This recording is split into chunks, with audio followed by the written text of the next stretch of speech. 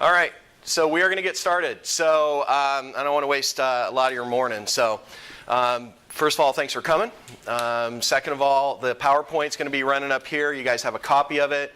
Those that are not here, I will have it available on email.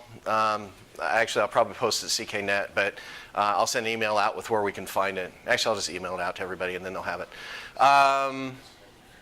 Let's see, that's about it. So basically what we're going to do is we'll do a quick orientation on what's going on. Then I'll answer some questions from the AO folks that are going to test, and then open it up to everybody else that may have questions after that. So there you are. So the examination dates, the announcement highlights. So the highlights, just things to remember. It's already in the announcement, but March 10, 11, and 12, it's going to be at the Readiness Center. And make sure and bring food and drink. You're going to be there for a bit, so you're going to want to make sure and have food and drink with you, because once you get there, you really can't leave, because we're going to be moving. And my goal with this is to keep the thing moving, because if we keep it moving, it keeps you guys fresh, engaged, and also we get done quicker and rotate people through. And that's kind of probably what you guys really want to do, is kind of get done with the test. So again, you can't leave the test grounds once we start the test. It's a competitive test, and it's being developed with the cooperation of Training Division, AOs that are actively doing the job right now. The Maintenance Division, and then Dono and Associates has put together the written test, and so they're the vendor that we use for the BC Captain and Lieutenant testing. We're going to mimic the skills and testing as you would see if you were taking an IFSAC or an OTEP testing situation. So the reason I bring that up is because I want to make sure that you understand you need to verbalize your actions and your thoughts. So if you've done IFSAC testing, you understand that they're working off the skill sheet. There's some other dynamics with it too that we'll talk about in a minute. But the key thing is we can't read your mind. So with any kind of testing situation, you're going to want to make sure and verbalize your actions and your thoughts. The study materials are also in the announcement: the pumping apparatus IFSTA book, the truck company operations book, and the resource manual. The resource manuals are here once you turn in your required materials as the announcement says. Then you'll get that resource manual. So equipment, tools. So it's the test development team is assembling the tools that you're going to need. This is being set up that you would show up on a regular day. These are the things that would be there for you. It's going to include the CKF&R, we call it the hydraulics cheat sheet. After this test, we're going to come up with a better name for it, but that was just kind of what it's been termed. So that will be available to you while you're doing this. So what rigs are going to be there? We are planning on having the Impel engines there. We all know things happen, right? I mean, seriously, we could have 3 of them whatever, go down, and that would cause a problem. This is our plan, but again, that's our plan, and I am being optimistic that we're going to have the Impel engines there. Again, it's not going to be anything they're unfamiliar with. We need to remember to be flexible. We're testing several dynamics of the role of the apparatus operator, and so we're just going to want to make sure that you understand that, just to relax, go through the testing process. And we're going to use today's AO role. So when we talk about that, it's the equipment and the forms that are available right now. We're piloting some different programs. I think 51's doing an electronic type of thing. We don't know if we're going to adopt that, so it's unfair to say that's how we're going to do things. So we have to do it based on what's going on today. Practical skill testing. So you have 7 skill sheets that are included in your test resource manual. We're going to utilize something called stop safety. So if you've been in IFSAC testing, you understand what stop safety is, and that is when whoever's evaluating has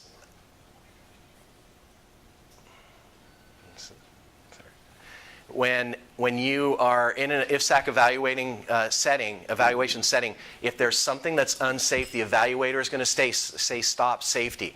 At that point, you need to kind of step back, stop the action, move away from any danger that you may see, look for anything that's unsafe and correct it, and then move on. If there's a second stop safety, then you need to do the same thing. But at the third stop safety, we're going to discontinue the practical, and it's a failure of the practical exam. So if there's something that's unsafe and you don't correct it and then don't correct it again, then that, we just can't have that. And that goes right along with the IFSAC testing. The practical exam is going to have an associated script, and it's going to be read by the evaluator. So the evaluator is going to read you what your scenario is, and the directions from the script can be repeated at any time as long as it does not create a stop safety situation.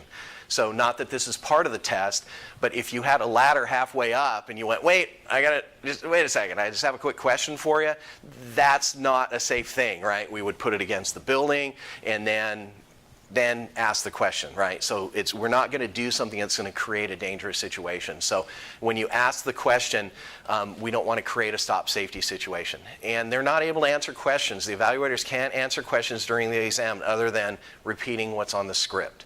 And again, the people that are developing this, we have a great team assembled, and so we are going to set this up, as best as humanly possible.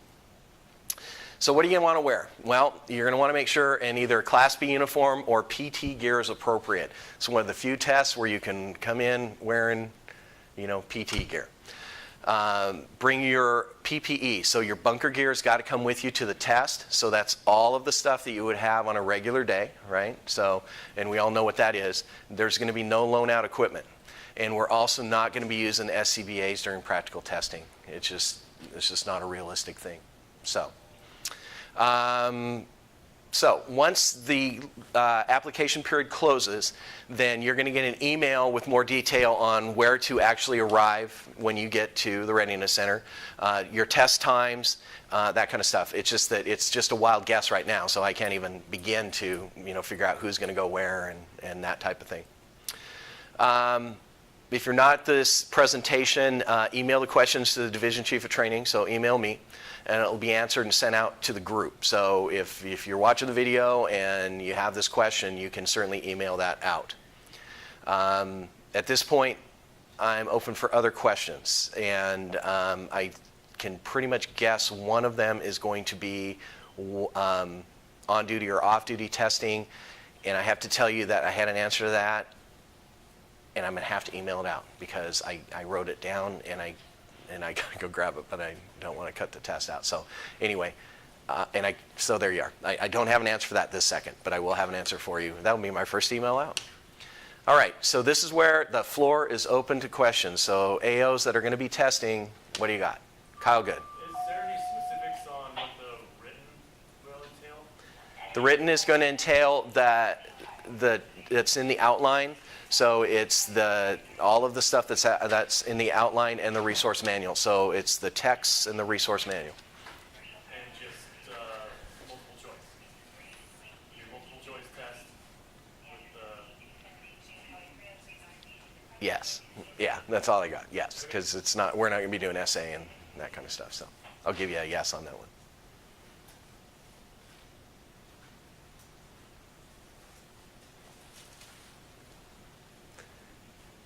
I had anticipated way more questions. I was expecting this to go at least a half hour.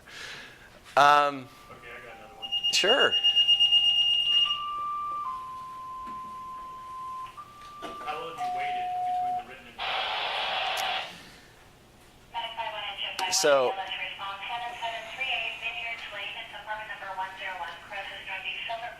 So, the scoring-wise, we've decided to make it extremely simple. And there's 4 steps to this, and the 4 steps will be weighted 25% apiece. So, there you go. Seems relatively simple to me. And the 4 steps are? Outlined in the announcement. Yeah, there you go. Yeah. And again, it's a test, so it's not like I'd love to tell you all about it because I'm really excited, and the crew, the team is putting together a great test. But I also kind of have to be limited because it's a test. So, here you go. One of the recommended certifications is IFSAC driver operator. Mm-hmm. That was just adopted by the state of Washington. Mm-hmm. Will the department be moving toward having the current AOs have that certification? That Is is, a recommendation for us to have to promote to the position? since it doesn't really relate to the test that we're talking about right now, I can tell you that is any IFSAC tests, any certifications that we can work out and make happen, I am totally supportive of.